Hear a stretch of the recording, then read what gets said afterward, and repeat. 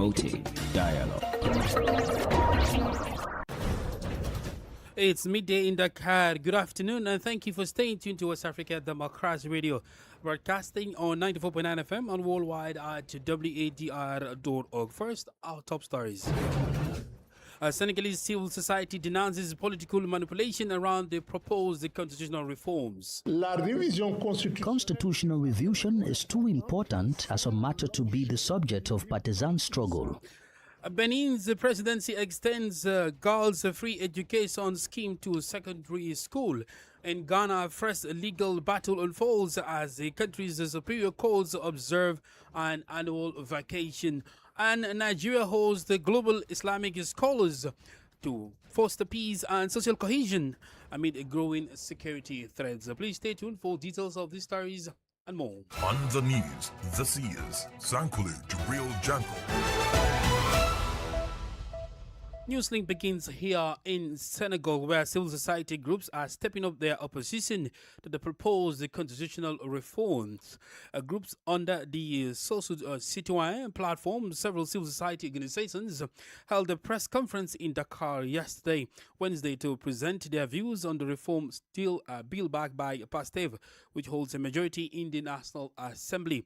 The organizations outlined their own reform proposals while also criticizing what they described as growing disagreements at the highest level of government, warning that these divisions could come at the expense of the public interest. Details with Francis Boniface. Mamadou Ndoye, a civil society activist, accuses President Bassirou Diomaye Faye and National Assembly President Ousmane Sonko of manipulating the constitutional reform process for political interest. Constitutional revision is too important as a matter to be the subject of partisan struggle. The President of the Republic has prepared his preliminary drafts of the constitutional revision. Before the process could be completed, the President of the National Assembly took over to make constitutional proposals. All of this seems irresponsible to us, given the current situation. It's about the very fabric of Senegalese society.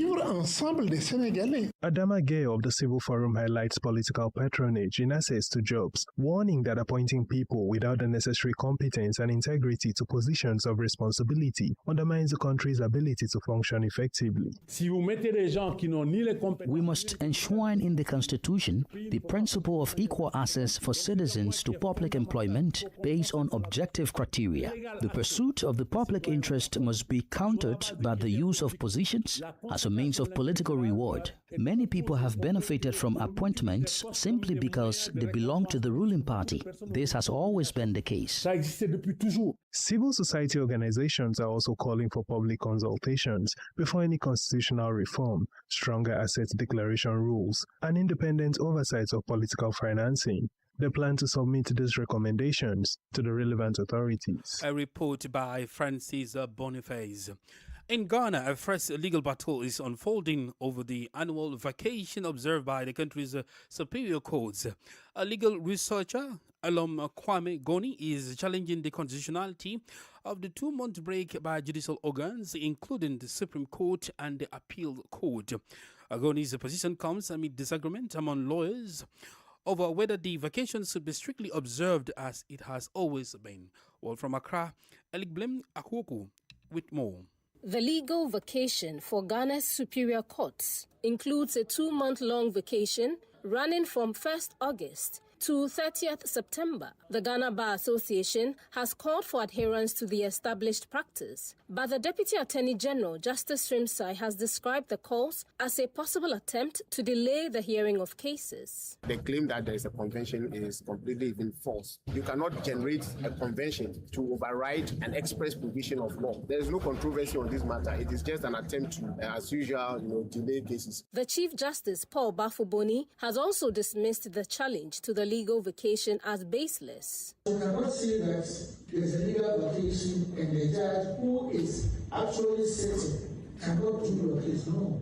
But the issue has divided opinion within the legal profession, with some lawyers insisting that the convention must be respected. while others are calling for an amicable solution that protects both judicial efficiency and the right to timely justice. It is not about the CJ trying to infringe upon your rights here. This matter had better been resolved in a soft manner rather than the lawyers and also the GBA trying to assert a right that does not exist. Only reaffirmed what is established practice and customs. Practicing lawyers, we rarely had period that we rest. So it is that 2 months period that you make arrangements to cater for your health. The dispute has now moved to the Supreme Court itself. Academic Elom Kwame Goni has sued the Attorney General and the Chief Justice, asking the court to declare the legal vacation unconstitutional to the extent that it substantially restricts access to the courts or delays the hearing and determination of cases. He is invoking the Supreme Court's original jurisdiction,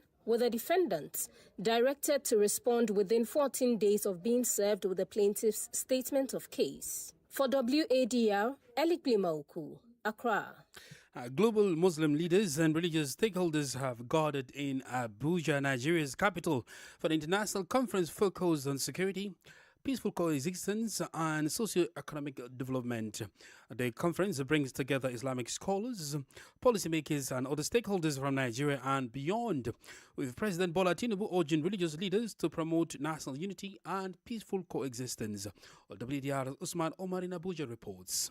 Global Muslim leaders and religious stakeholders met in Abuja for a 2-day international conference on security, peace, and socio-economic development. The conference, organized by Jama'atul Izalatul Bid'ah wa Iqamatus Sunnah, JIBWIS, in collaboration with the Muslim World League, is aimed at promoting dialogue, peaceful coexistence, and cooperation in tackling security challenges. Representing President Bola Ahmed Tinubu, Deputy Senate President Barrow Jibrin called on religious leaders to use their influence to strengthen national unity and peaceful coexistence. He says divisions along religious and ethnic lines must not be allowed to undermine Nigeria's security and development. The president also reaffirmed the federal government's commitment to working with religious leaders and international partners in addressing insecurity. Speaking to newsmen, Minister of Information and National Orientation Mohammed Idris stressed the importance of the conference, saying Nigeria's diversity should be seen as a strength rather than a source of division. Christians, Muslims, all of us, we have a role to play in ensuring that Nigeria remains in peace. This is a country of over 200 million people, and once Nigeria stays in peace, you can imagine what that will do to the African continent. And this also goes to show the long-standing relationship with the international community who are helping Nigeria to forge a lasting peace, not just in Nigeria, but on the African continent and the world in general. The Secretary General of the Muslim World League, Sheikh Mohammed bin Abdul Karim Al-Issa, commended Nigeria's efforts towards peaceful coexistence, while the Sultan of Sokoto, Muhammad Sa'ad Abubakar III, urged Muslims and Christians to respect one another and avoid provocative rhetoric. The conference comes as Nigeria continues to battle terrorism, banditry, and other forms of insecurity. Participants at the 2-day conference, which lasted from August 11 to August 12, discussed practical approaches to strengthening interfaith dialogue, national cohesion, and security. For Newslink on West Africa Democracy Radio, Usman Omar reporting from Abuja. More stories coming up on West Africa Democracy Radio. Newslink continues. Outgoing ECOWAS Commission President Dr. Omar Aliou Touré has thanked Ivorian President Alassane Ouattara for his support during his 4-year tenure. Touré was received by President Ouattara in Abidjan on Wednesday as his time at the helm of the ECOWAS Commission came to an end in July. He said his tenure was marked by major political, economic, social and security challenges, but stressed that the Commission's response benefited from the guidance and support of West African leaders, including President Ouattara. Touré also commended the Ivorian government and people for their continued commitment to regional integration. My mandate was filled with challenges, but we were able to address these various challenges thanks to the support of His Excellency, the President of the Republic, President Alassane Ouattara, and his peers. So, the purpose of my visit is really to bid farewell and express my gratitude to him, the government, and also the people of Côte d'Ivoire for their commitment and support throughout my mandate. We also discussed issues affecting the sub-region region, including various economic, social, political, and security matters. And as usual, the President once again provided us with valuable guidance on these different issues. I am confident that the region will continue to benefit from his leadership and his commitment to advancing regional integration in West Africa. Outgoing ECOWAS Commission President Dr. Omar Aliou Touré. In Benin, starting from the 2026-2027 school year, attending a public junior or senior secondary school will become more affordable for girls. The government is extending the exemption from school contribution fees to all girls enrolled in public general secondary schools. The measure is aimed at easing the financial burden of education on families and encouraging more girls to remain in school. In Cotonou, parents and education stakeholders have been sharing their views on the decision. Augustine Coley has more in this report by our Cotonou correspondent, Aziz Adam Souley. This measure, which marks a new step in Benin's efforts to promote girls' education, is not entirely new. Until now, it mainly applied to girls in lower secondary schools. Since 2023, its extension to upper secondary schools has also been piloted in around 20 municipalities. This time, however, the government is going further by extending the school fees waiver to all girls across the country, from north to south. The objective is to enable more girls to enroll in secondary schools and remain in education until they obtain their diplomas. The decision has been welcomed by these parents. When I heard the news, I was really overjoyed. I sincerely thank the government and our President Wadr. What he has done in support of girls has truly made me very happy. Often because of school fees, parents become discouraged. After completing primary school, they take their daughters out of school and involve them in other income-generating activities. I believe this measure will give girls a better chance to continue their education. To ensure that the measure does not undermine the functioning of schools, the government says it will fully reimburse the affected fees. The compensation will be calculated based on the number of eligible girls and the applicable contribution rates. Schools will also receive an advance payment at the start of the academic year. Beyond the decision, however, Kasmer Jidago, a teacher at the secondary school in Cotonou, wants the measure extended to male students as well. It is a commendable and welcome decision, and we applaud it. But at the same time, it creates inequality because girls are not the only ones who need support. Boys also face difficulties when they enter secondary school. I would therefore like to advocate for students in technical high schools who have to pay very high school fees. With the new school year just weeks away, girls in Benin are therefore receiving additional support to continue their education without school contribution fees standing in their way. As is Adam Souley's report presented by Augustine Coley. Transhumance in Togo remains a source of conflict between farmers and nomadic herders, threatening social cohesion through crop destruction, property damage, and in some cases, loss of life.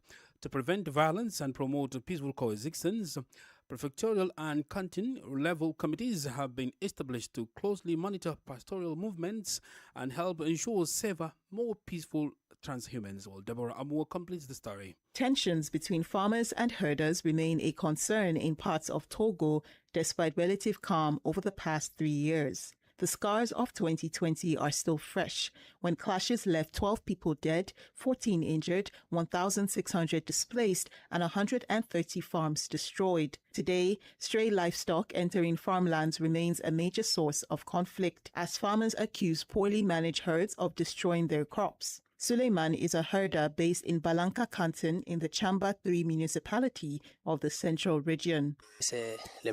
There is a lack of grazing land. We also have water shortages. There are also conflicts between us, the herders and farmers, caused by crop destruction. These incidents are often linked to the failure to respect transhumance corridors, the designated route for cattle to pass through. Some farmers cultivate crops along these routes. We also often have herders from neighboring countries entering our communities without respecting the designated transhumance corridors, and not enough measures are being taken to stop them. Local authorities and community leaders say many crop damage cases recorded in 2025 were settled amicably, helping to preserve peaceful coexistence between farmers and herders. Masaoud, a farmer in Alibi in the Chamber 1 municipality, is in charge of managing herder-related conflict in his area. They move their cattle at night, and when you come the next morning, they have already destroyed your farm. They can move far away, so you don't see them around. They can travel 20 or even 25 kilometers, cause damage, and then return as if nothing happened. These are problems that all of us farmers face. However, a source says the government is withholding detailed figures on farmer-herder conflict because of ongoing terrorist activity in northern Togo, fearing extremist groups could exploit the disputes to fuel tensions and manipulate the communities involved. You're listening to Newslink on West Africa Democracy Radio, broadcasting on 94.9 FM and worldwide at wadr.org. Here's a reminder of our top stories. Senegalese civil society denounces political manipulation around the proposed constitutional reforms. In Ghana, a fresh legal battle unfolds as the country's superior courts observe an annual vacation. Benin's presidency extends a girls' free education scheme to secondary school. And in Nigeria, host global Islamic scholars to foster peace and social cohesion amid growing security threats. Well, still ahead in the news, we have press review, the guest interview, and sports news. Please stay with us. From the heart of Nigerian politics, this is Yechi Nusasitu in Abuja, and you are listening to WADR 94.9 FM Dakar. A new study by the Global Initiative Against Transnational Organized Crime says the land corridor linking Mali, Nigeria, and Libya remains a major route for cocaine trafficking between West Africa and Europe.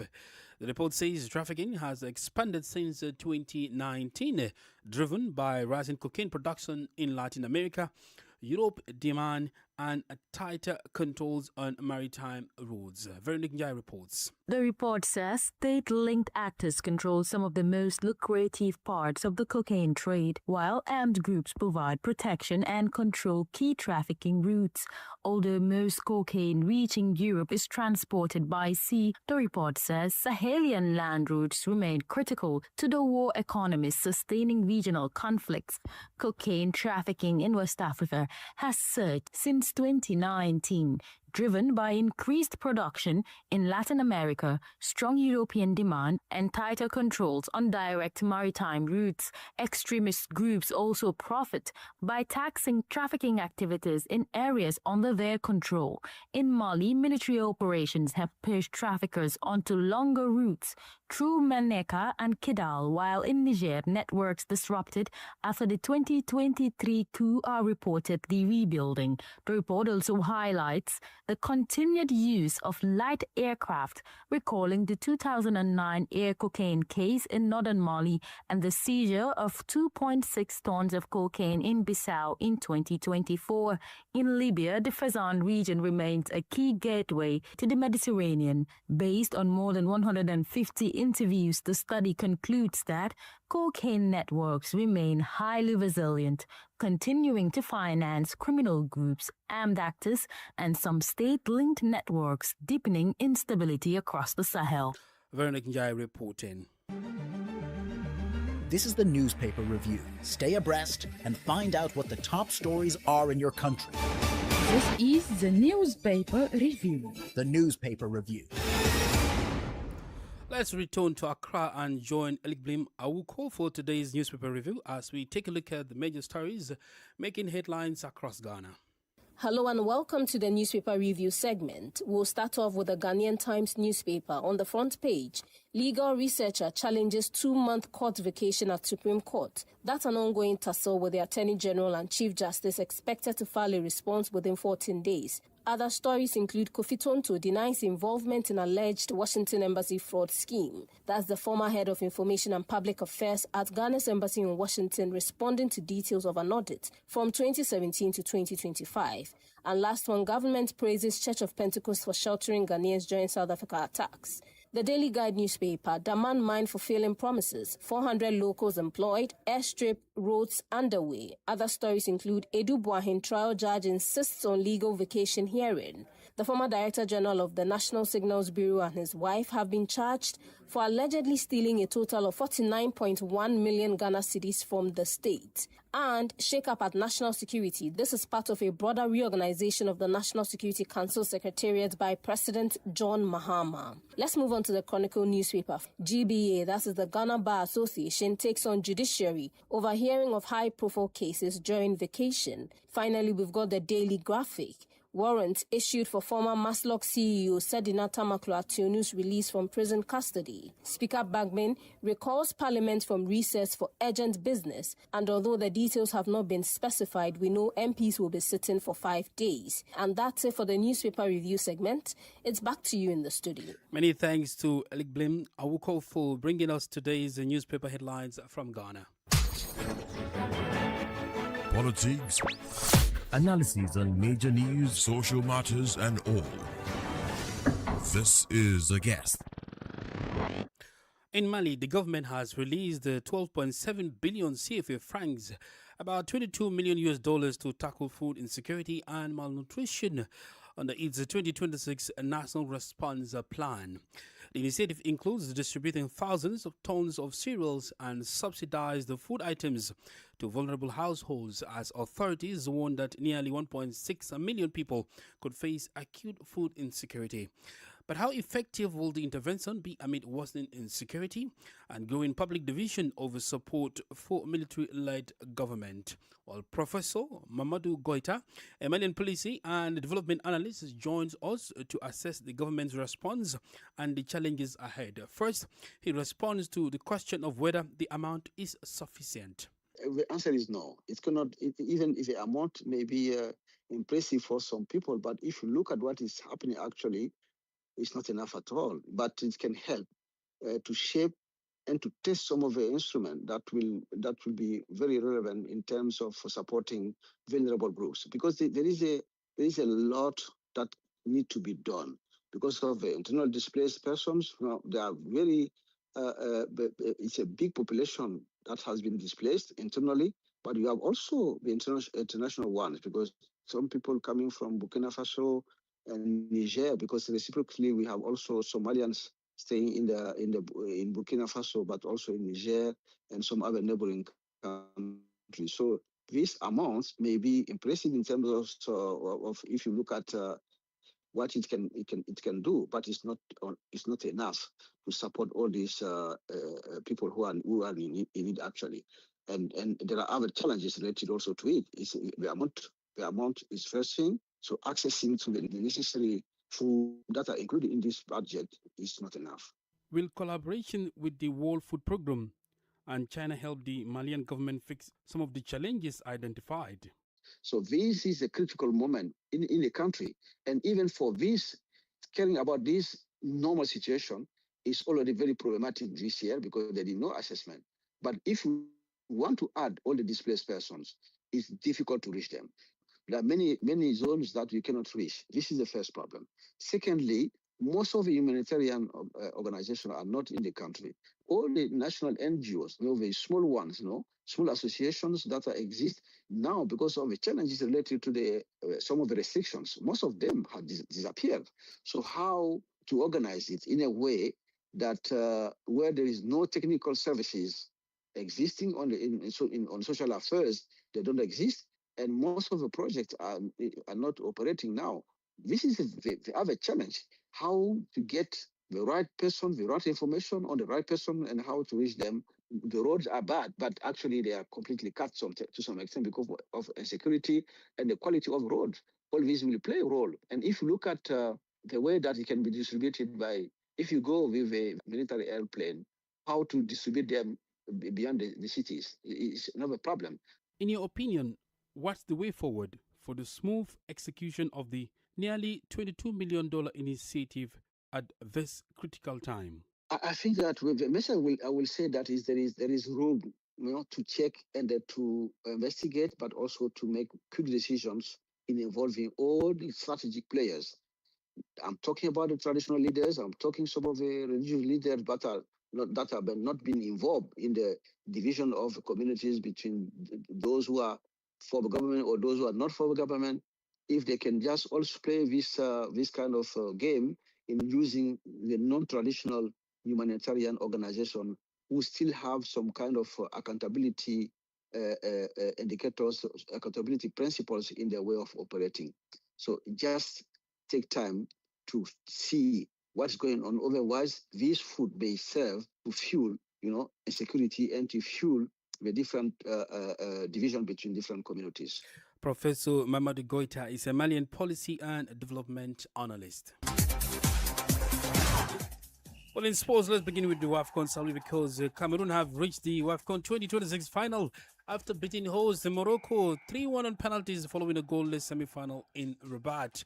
The indomitable Lionesses held their nerve in the shootout while Morocco missed the 3 penalties. Cameroon now advanced to their 4th WAFCON final after previously eliminating defending champions Nigeria in the quarterfinals.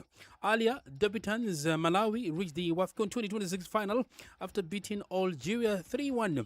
Tabitha Chawinga scored twice while her sister Temwa added another as the Sorcerers continued their remarkable tournament run. Well, the victory also caps a historic campaign that has already secured Malawi qualification for the 2027 FIFA World Cup. Elsewhere, Somali referee Omar Atan has made history as the first non-European official to referee the UEFA Super Cup. Atan, who was previously selected for the 2026 FIFA World Cup but could not enter the United States, took charge as Paris Saint-Germain PSG beat Aston Villa 2-1 in Salzburg. The match was decided by Desire Doué's 61st minute winner. And while Atan continues to build his reputation as one of Africa's leading referees. And finally, in basketball, the FIBA Under-18 Afro Basket quarterfinals continue today in Trasville, Cote d'Ivoire. At 1 p.m., Mali will take on Tunisia. At 3:30, Senegal will entertain Madagascar. Later in the evening, Cote d'Ivoire, that is the host, will take on Egypt at 6 p.m. And later tonight, in the later part of the game, at 8:30, Cameroon will entertain Chad. We've come to the end of this edition of Newslink on West Africa Democracy Radio, broadcasting from Dakar, Senegal. Thank you for listening, and many thanks to Ismaila Kamara and Maudo Ju for the technical assistance. We'll do interact with us via social media platforms, X, Instagram, and Facebook at WATR English. Well, coming up next is Enviroscope with Abdullah Hassan. I am Sankula Jibril Janko. Good afternoon. We thank you for listening to Newslink in Nigeria on Love FM Abuja and Darling FM Owerri. In the Gambia on Hot FM Banjul, Hilltop FM and Veritas Radio in Serekunda. Thank you for listening on Alternative Youth Radio Lofa County, Liberia, Radio Kegaman in Nimba County, and DCN Radio Riverses County. A big thank you to Radio Baft FM in Sierra Leone for listening, and in Ghana we thank Radio Pad in Damango and Royals FM in Wenchi. Thank you all for listening to Newslink.